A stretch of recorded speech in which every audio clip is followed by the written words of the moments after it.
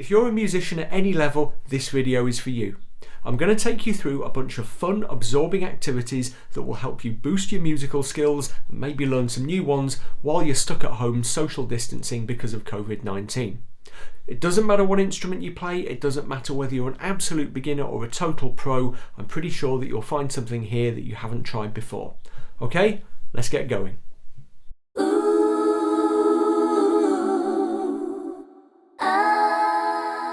First up, singing is the single best way to improve your general musical skills, your senses of pitch and rhythm, your music reading ability and all the rest. Best of all, you can do it anywhere with no equipment, which makes it the ideal activity right now. Here are some ideas to get you started. First off, you can start with really simple things. Think of a song, the simpler the better, find a random starting note that you can sing comfortably, and sing the song aloud. Now, it doesn't matter if you're a terrible singer, okay? I'm a terrible singer. What matters is that you sing out loud and as confidently as you can. Try to hit each note as accurately as you can and sing each word as clearly as you can. It's not going to be perfect, but that's not the point. The point is that if you focus on all those things, it will gradually improve your musical skill. Okay, brace yourselves. Here we go. Twinkle, twinkle, little star, how I wonder what you are. When you've sung it through once or twice, this is important, choose a different starting note, a little bit higher or a little bit lower. Let's go for E and sing it through again. Stand up or sit up straight, tighten that rippling six-pack a little bit, breathe deeply, put your shoulders back, lift your head up, and once again, try to be as accurate and as confident as possible. Here goes. Twinkle, twinkle, little star, how I wonder what you are. Now that might seem pretty simple, but under the hood, if you don't do this sort of thing very often, what it's doing is building your sense of pitch and especially your sense of relative pitch, of how notes relate to each other. And that's an incredibly important sense to have as a musician. Once you've done the exercise a few times, as a bit of a bonus, challenge your ear by trying to pick out the melody on an instrument, either your own instrument or, for extra lols, an instrument that you're not familiar with or not very good at.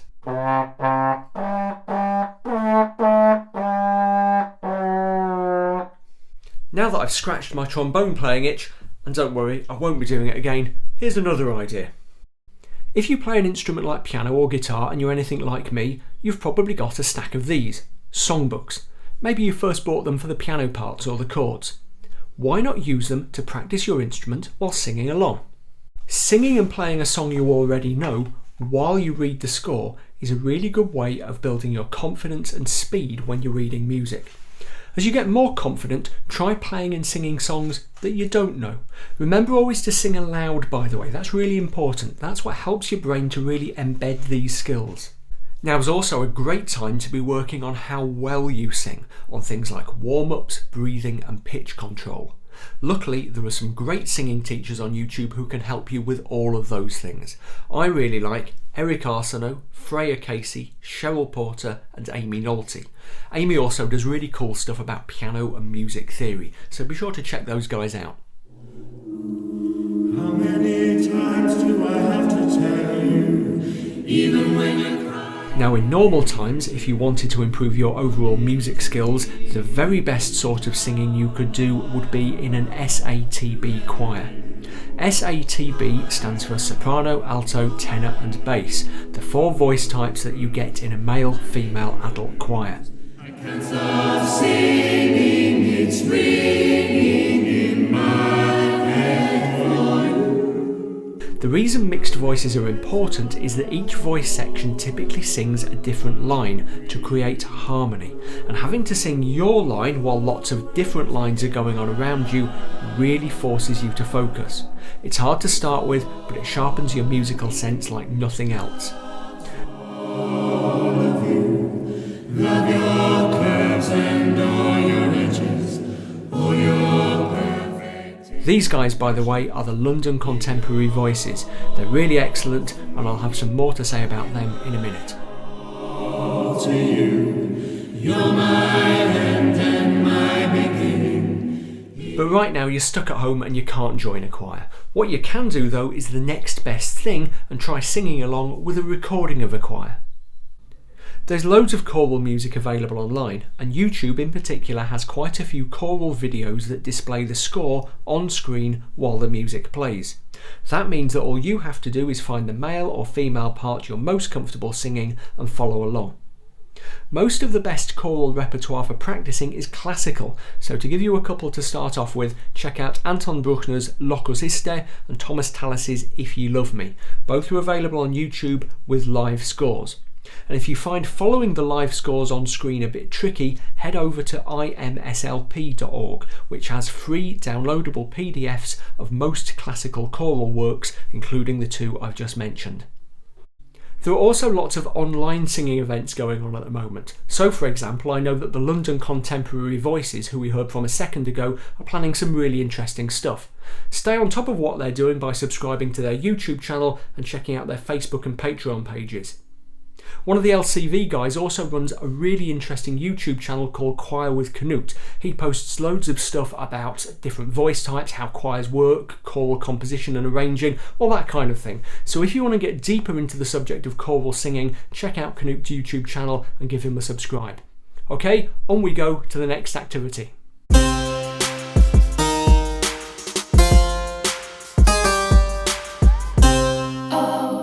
If I said to you, picture a music producer, you might think of someone sat in a massive studio with loads of really flashy, expensive gear. The fact is though, you can do 3/4 of everything a professional producer can do with just a laptop and one or two other inexpensive bits of kit. So right now I'm going to show you how to get started in music production with just a computer and an internet connection. It's also going to help if you've got a pair of headphones for listening to your music and also maybe a keyboard with a USB connection, but they're not essential. The first thing we need to do is talk about DAWs, Digital Audio Workstations. A DAW is basically a virtual recording studio. Most of them work the same way. You create regions of music in different tracks, either by recording live or by typing or clicking in notes with keyboard or mouse, or by attaching a keyboard via USB. Loads of keyboards, even really cheap ones, have USB ports these days, and then you use your keyboard to play virtual instruments built into the DAW via MIDI. So here are some virtual trumpets.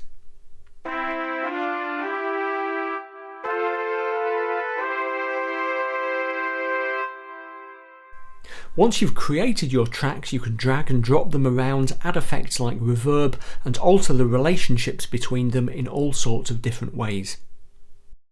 There are loads of DAWs on the market, and the professional level ones tend to be massively expensive and really difficult to learn how to use. The good news though is that there are also lots of free DAWs that tend to be much easier to learn and are still really powerful. Lots of them are browser based as well, so things like Audio Tool and BandLab and Soundation you don't even have to download, they're right there in your web browser. If, like me, you have a Mac, you already have access to one of the very best basic DAWs available in the form of GarageBand. It's right there preloaded onto your hard drive and it's brilliant. You saw me using GarageBand just a moment or two ago, and if you're learning about production, it's probably the single best tool you can use. So what can you do with these things? Well, to start with, many DAWs come with loads of built-in loops. Loops are little snippets of audio from drums, bass and other instruments that you can just drag and drop as pre-made segments into your tracks. You can actually have quite a lot of fun playing around with loops. Let me just try dragging a couple in here. Yep, there we go, and hit play.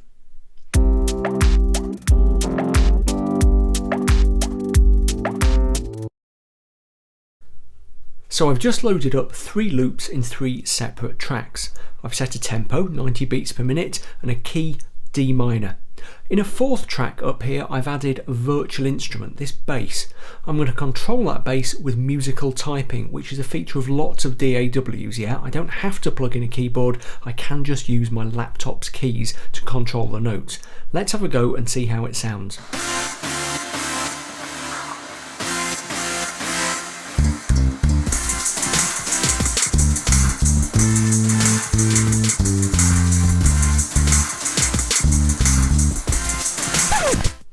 Okay, so that's not going to win any awards, but it's quite an interesting, fun thing to do that can help you learn the basic functions of your DAW. What if you're a slightly more advanced musician? Well, one of the really fun things you can do with the DAW is create backing tracks that you can play along with. So here's a jazz backing track that I've created in GarageBand. The drum loop I've just dropped into this track, and the bass line in this track I've played with a MIDI keyboard. If I didn't have a keyboard, I could just have programmed it in with musical typing or by dragging and dropping MIDI data down here in what's called the piano roll. It would just have taken a little bit longer. Up here is the piano track ready for me to play. Now it's panned a little bit to the left with the virtual pan pot on the track. You'll see that I've panned the bass a little to the right, and that's to give the illusion of the instruments being spread left to right across a real space. Likewise, I've added some reverb to each instrument to give the illusion of depth. The more reverb an instrument has, the further away it seems from the listener. We would say it was further back in the mix. Let's hear how it sounds.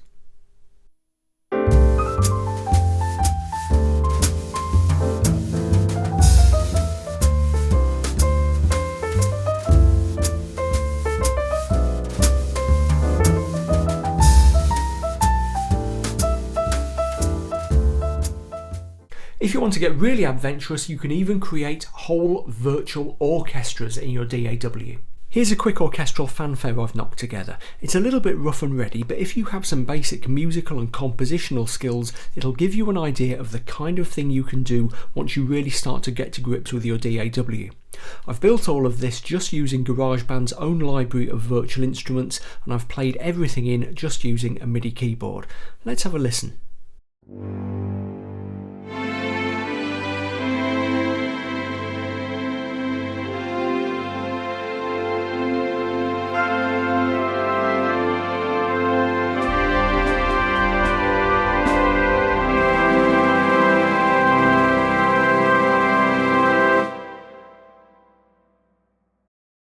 So production can be really fun, really absorbing, you can learn a huge amount, and you don't need loads of stuff to do it.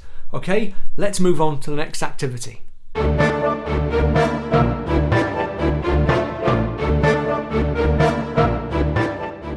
If you want to get creative the old-fashioned way, then why not try your hand at songwriting or composing? I have this incredibly strong belief that the day you become a musician is the day you become a composer, and that all musicians should compose. It doesn't matter what your skill level or stage of development is. Composing your own music is not only one of the most satisfying things you'll do in your entire life, it's also a really good way of learning more about how music works. You'll learn more music theory in a couple of hours of composing than you will in a week of taking classes or watching YouTube videos.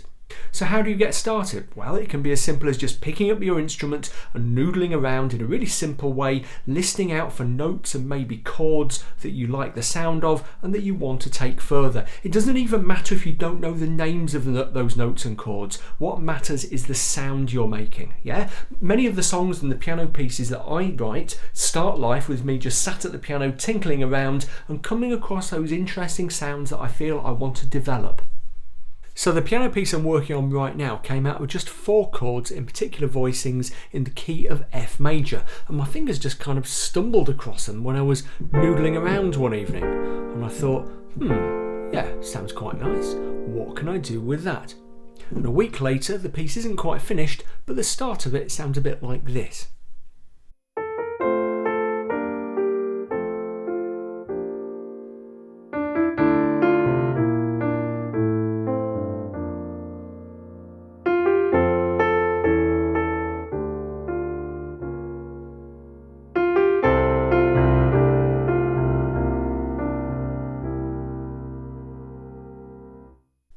So all it takes is one simple idea. It could be much, much simpler than my 4 chords that I've just played for you, okay? Beethoven took a tiny rhythmic idea, da da da da, and built the huge epic structure of his 5th symphony out of it.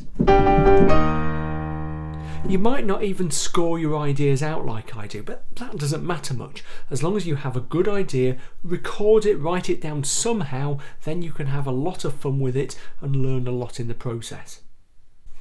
Some of your ideas will be good, some of them won't be, but the most important thing is to capture them, to get them down. And there are loads of different ways of doing that. So for example, I often write down initial ideas just using chord symbols.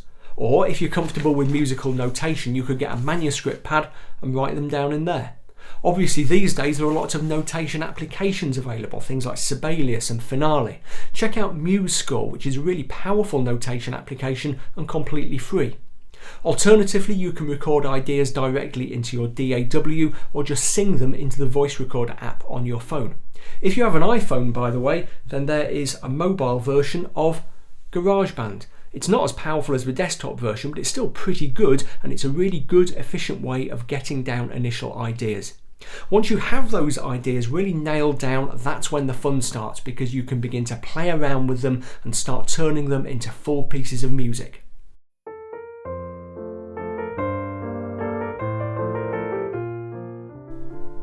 The number one rule is it doesn't matter if it's rubbish. Nobody cares. Nobody has to listen to it except you. Just keep composing, keep playing around, keep churning out ideas and see where you get to. Composition can be really simple. It can be a matter of just getting a couple of chords, playing around with the rhythms and having fun until you get something that you feel really clicks. As you get into it, there'll be things you need to learn about form and structure and perhaps harmony, but all of the information you need about those is out there online, and I can help you with at least some of it.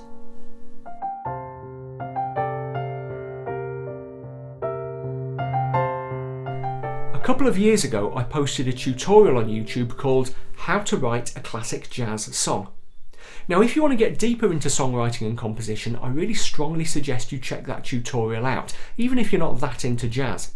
That's because it looks at the whole compositional process from beginning to end, starting with getting ideas and developing ideas, through structuring your music and polishing it up into a final finished product. We even recorded the song so you can get a really clear picture of the whole journey from start to finish. What I'll do is stick a link to that tutorial in the description text that accompanies this video, or if you want to Google it, just search Bill Hilton Classic Jazz Song. So that's about it for composition. The main thing is just do it. You're not necessarily going to be the next Beethoven or Duke Ellington or Paul McCartney. That's not the point. The point is that it is incredibly satisfying and that there are few things that will teach you more about how music works. So that's it. I really hope you get into some of these activities, and if you think any of your friends might like them, then please do give this video a share. Also, please subscribe to my YouTube channel at youtube.com/BillHilton. More than 200,000 people already do, and they seem to like it, so maybe you will. Most of the time I post piano tutorials, but there's also stuff there about music theory, about songwriting and composition, and much more. While you're at it, why not follow me on Facebook, Twitter and Instagram. So there we go. Happy music making, stay safe, stay well, and I'll look forward to seeing you again soon.